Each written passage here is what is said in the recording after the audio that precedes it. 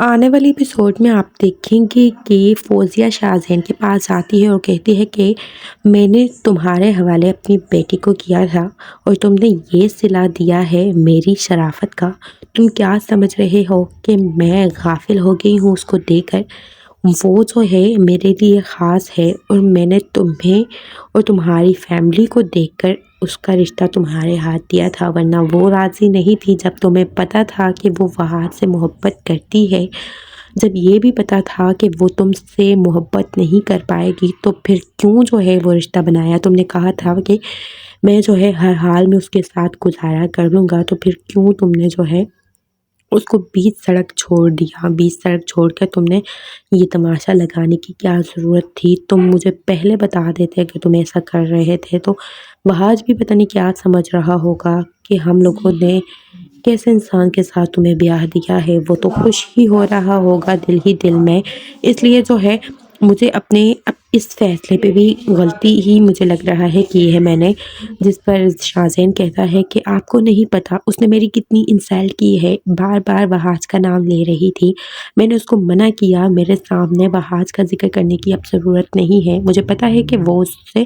محبت کرتی تھی لیکن اب میں اس کا شوہر ہوں، میرے لیے وہ اگر کچھ نہیں کر سکتی یا کہہ سکتی تو اس کو چاہیے کہ وہ کسی اور کے لیے بھی کچھ نہ کہے، اپنے دل دماغ سے وہ سب نکال دے، لیکن اس نے کبھی ایسا کیا ہی نہیں ہے، بلکہ میری ماں کے سامنے اس نے میری اتنی انسلٹ کی ہے، مجھے بڑا غصہ آیا ہے اس سب کا، لیکن میں نے پھر بھی برداشت کیا ہے، میں نے کبھی کچھ نہیں کہا اس کو،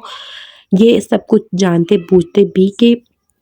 وہ جو ہے کبھی باز نہیں آئے گی، پھر بھی میں نے جو ہے درگزر کیا ہے، لیکن اب میری ماں کے سامنے اگر میری